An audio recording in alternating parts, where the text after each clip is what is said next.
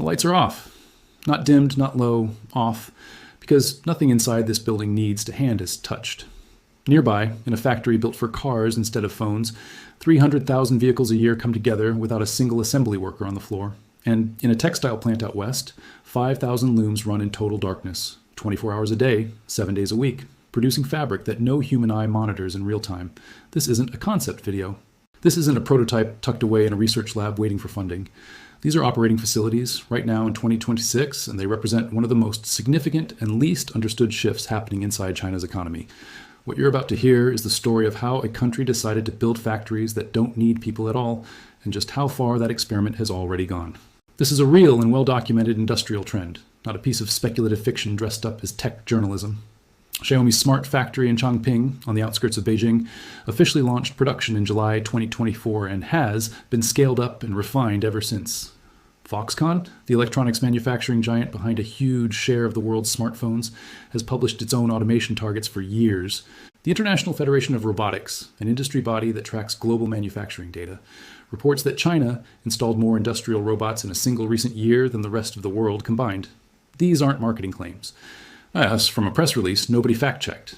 They're figures tracked by trade groups, reported by outlets like Bloomberg, and in some cases inspected directly by journalists standing on the factory floor.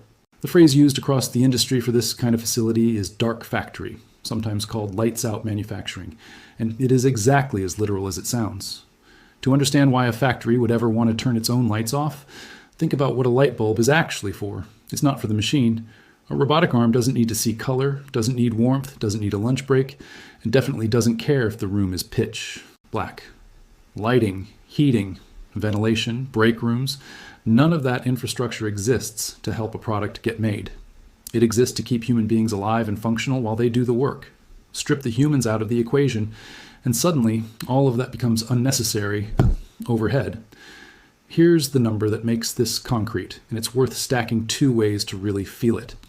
Xiaomi's Changping facility can produce a finished smartphone roughly every 6 seconds during key testing phases, with some production windows tightening to closer to 3 seconds per unit across a full year of output.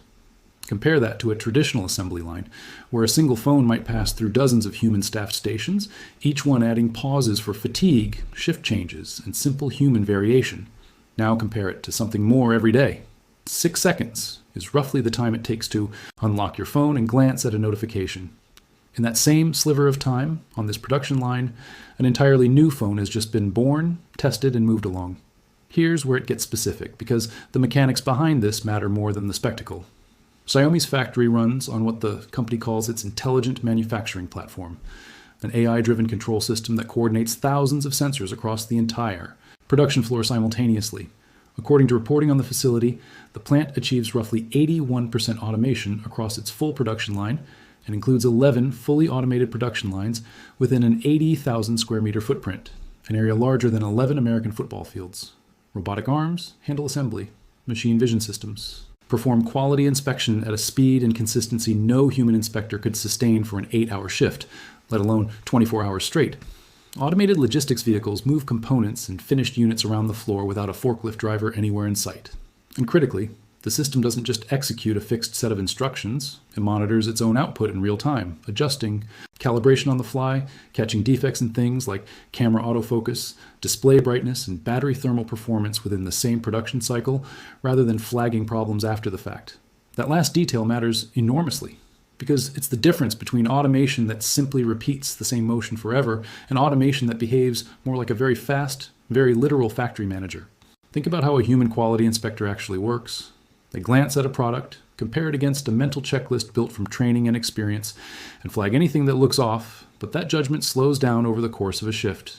And two different inspectors might catch slightly different things depending on fatigue, attention, or simple human variation from 1 hour to the next. A machine vision system doesn't get tired at hour 7 of a shift, and it doesn't have an hour 7 because there is no shift. It applies the exact same threshold to the 10,000th unit that it applied to the first one. Before this starts to sound like an isolated Xiaomi publicity stunt, it's worth pausing to recap what's actually been established, because the pattern extends well beyond one phone brand. A functioning AI-coordinated production facility is already manufacturing roughly 10 million flagship smartphones a year with minimal human presence on the floor. It uses real-time machine vision and sensor feedback, instead of human quality control, and it represents just one node in a much larger shift happening across Chinese heavy industry, not a one-off showcase built for a press tour. So the obvious question becomes, if a phone, one of the most fiddly, tightly toleranced consumer products in existence, can be built this way, what happens when the same philosophy gets applied to something as large and mechanically complex as a car? The answer already exists, and it's running in northeast China right now. Automaker Zeekr operates a fully robotic production facility capable of producing roughly 300,000 vehicles a year, a factory where cars roll off the line without a human hand ever touching them during assembly. This is a meaningfully different challenge than phones manufacturing. A smartphone is small, light, and produced in a controlled, climate-stable environment. A car involves heavy stamped metal, welded frames, wiring harnesses, painted bodies, and thousands of individual parts that all have to align with tolerances measured in millimeters, moving through an environment with heat, sparks, and industrial scale force involved at nearly every stage. Getting robots to handle that reliably, at scale, without constant human correction, is a genuinely harder engineering problem than assembling a phone screen. The fact that it's running as an actual production facility, not a pilot line, tells you the automation curve in China's auto sector has already crossed a threshold that a lot of the rest of the world's manufacturing base hasn't reached yet. The pattern doesn't stop at electronics and cars either, and this is the part that tends to surprise people the most, because it shows up in an industry most would assume is the hardest to fully automate. In Xinjiang, a dark factory reportedly operates 5,000 textile looms simultaneously, running 24 hours a day, 7 days a week, with AI-driven systems managing the entire operation, and essentially zero human presence on the weaving floor itself. Textile manufacturing has traditionally been one of the most labor-intensive corners of global industry, precisely because fabric is inconsistent, threads snap, tension varies, and human eyes and hands have historically been considered essential for catching those small variations before they become defective bolts of cloth. A facility running 5,000 looms unattended suggests that even this traditionally hands-on sector has now been folded into the same AI and sensor-driven model being used for phones and cars, which says something important about how far the underlying technology has actually spread, rather than staying confined to electronics, where high per-unit value has always made automation easier to justify financially.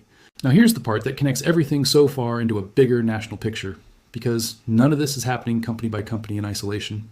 Foxconn, the contract manufacturer that builds a huge share of the world's electronics, has rolled out lights-out production lines across multiple sites, and at its Kunshan plant alone reportedly replaced more than 60,000 human workers with robotic systems, according to industry trade reporting.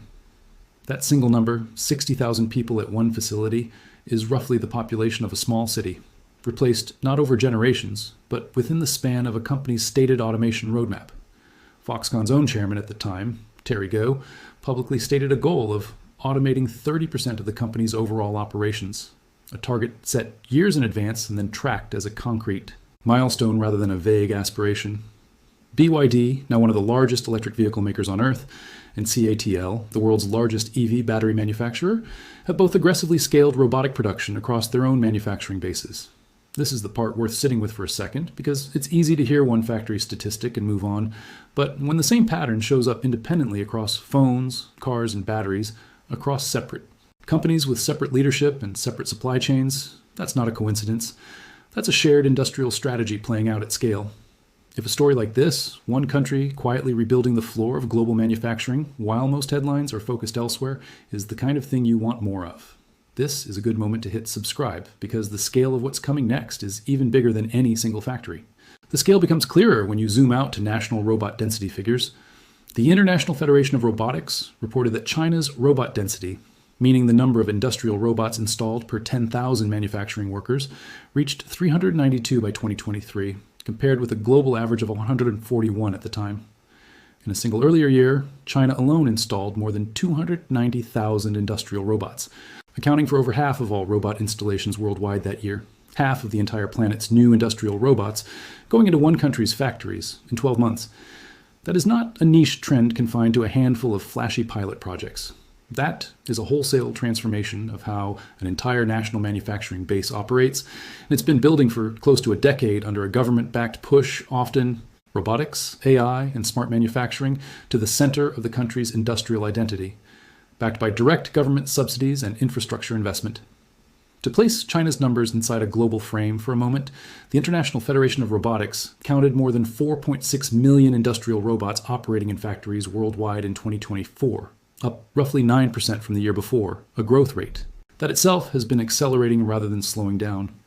Research firm Gartner has separately estimated that by 2026, roughly 60% of manufacturers worldwide will have adopted some form of the dark factory or lights-out model in at least part of their operations. That framing matters because it means what's happening in China isn't a completely isolated national experiment. It's the leading edge of a trend that's spreading globally, just moving faster and further inside China than almost anywhere else on the planet right now. In the next part of this, it's worth going back further because dark factories didn't appear out of nowhere in 2024 or 2026. One of the earliest documented examples traces back to a facility called Changying Precision Technology in Dongguan, an industrial city north of Shenzhen, where, according to reporting from People's Daily and later picked up by outlets including EEE Spectrum, the plant replaced roughly 600 human assembly line workers with just 60 robots. The results reported at the time were striking on their own. Production per worker rose from around 8,000 phone modules a month to 21,000, while the defect rate reportedly dropped from over 25% to under 5%. There's also a question worth sitting with here. What happens to product quality and consistency once the variable of human fatigue is removed almost entirely from a production line running around the clock? The Dongguan facility was explicitly framed as the first step in a wider regional initiative nicknamed Robot Replace Human, with the city planning to roll out well over 1,000 similar automation programs. That framing, robots replacing humans as an explicit stated goal rather than a side effect, is worth remembering as the technology has only gotten more capable since. Here's the part that connects the older story to the newer one. What changed between that early Dongguan facility and Xiaomi's Changping plant almost a decade later isn't just more robots. It's smarter coordination between them. Older automated lines, even heavily robotic ones, still largely followed fixed, pre-programmed sequences, machines doing the same motion over and over with human technicians stepping in whenever something drifted out of spec. What's different now is the layer of artificial intelligence sitting on top of the robotics, systems like Xiaomi's intelligent manufacturing platform, that can monitor thousands of data points simultaneously and adjust the process itself in real time, not just execute a script. That shift from robots that repeat to robots that respond is really the core of what people mean when they say a factory is AI run, rather than simply automated. It's a meaningfully different category of machine, even if visually the factory floor might look similar from a distance. It's also worth being honest about what this shift is doing to the human side of China's the robot statistics. According to reporting drawing on Bloomberg's coverage, China's manufacturing workforce has fallen from around 115 million people in 2013 to below 85 million more recently, a decline of roughly 30 million manufacturing jobs over little more than a decade. That number deserves to sit on its own for a moment. 30 million manufacturing jobs. That is not a rounding error in a national employment report. That is larger than the entire population of many countries, and it reflects one of the largest workforce transitions in modern industrial history, driven in significant part by exactly the kind of automation described throughout this video. It's worth being careful here, because that decline isn't caused by automation alone. Rising wages that pushed some lower-value manufacturing to other countries, shifting global trade patterns, and China's own economic move toward higher-value industries all play a role in that number too. But industry analysts and the companies themselves consistently point to robotics and AI-driven automation as one of the central forces reshaping what kinds of manufacturing jobs remain and how many workers each factory now actually needs to hit the same output that once required a much larger workforce standing on the floor. That brings us to what needs to be said plainly, because it's the part that often gets skipped when dark factories get covered as a purely technological curiosity. These facilities are not, in almost every documented case, running with literally zero human beings anywhere near them. Xiaomi's own reporting on its Changping plant acknowledges that some staff remain on payroll for supervision, maintenance, and troubleshooting, tasks robots still can't reliably perform. Industry analysis of lights, manufacturing more broadly, describes these plants as remotely monitored, with human technicians typically involved at a higher level even when they're absent from the physical production floor itself. So when a headline says a factory runs without humans, the more precise and honest version is that it runs without humans on the assembly line performing repetitive manual tasks, while a much smaller technical staff still exists behind the scenes keeping the system running. That distinction matters because it separates the genuinely remarkable achievement, radically reducing the human labor required per unit produced, from an exaggerated claim that an entire industrial facility now operates with zero human involvement whatsoever, which, based on current public reporting, isn't accurate for any large-scale facility running today. Engineering consultants who study this space, including specialists at firms like WSP, describe dark factories less as a sudden rupture with the past and more as the latest stage of a much longer automation journey that stretches back to the earliest days of the industrial assembly line. That framing is a useful corrective to some of the more breathless coverage of this trend. What's changed isn't that automation suddenly appeared. What's changed is how much of the decision-making, not just the physical motion, has been handed over to software. It's also fair to note that marketing language around these factories tends to run ahead of the literal numbers. Xiaomi's own promotional claim of 1 phone per second turned out, on closer inspection of the facility's annual output figures, to translate to something closer to 1 phone every 3 seconds, when averaged realistically across a full year of operation, still an extraordinary production rate, just a more grounded one than the headline suggested. That gap between marketing framing and underlying data isn't unique to Xiaomi. It's a pattern worth watching across this entire industrial category, where genuinely impressive automation gets described in language, calibrated for maximum viral impact rather than maximum precision. So where does that leave the picture? A country that installed more industrial robots in a single year than the rest of the world combined. A national strategy, publicly announced back in 2015, that explicitly set out to make robotics and AI the backbone of even as output and quality, by most reported measures, have gone up rather than down. Textiles at a pace and consistency that would have sounded like science fiction to a factory. Floor manager 20 years ago. None of this arrived as one dramatic unveiling. It arrived the way most industrial revolutions actually arrive. Quietly, plant by plant, region by region, with each individual factory looking like a modest local story, until you add them all together and realize the floor of an entire national economy has shifted beneath everyone's feet. And this is very likely still an early chapter rather than a finished picture. The same AI systems currently coordinating a phone assembly line or a bank of textile looms are the same broad category of technology being refined right now for even more physically demanding tasks, which means the boundary of what a fully automated facility can build is still moving outward, not settling into place. Picture that Dongguan facility again.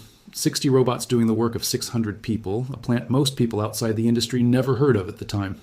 That was the assembly plant across Foxconn's lights out lines, and inside that dark textile mill in Xinjiang is what that opening move eventually grew into.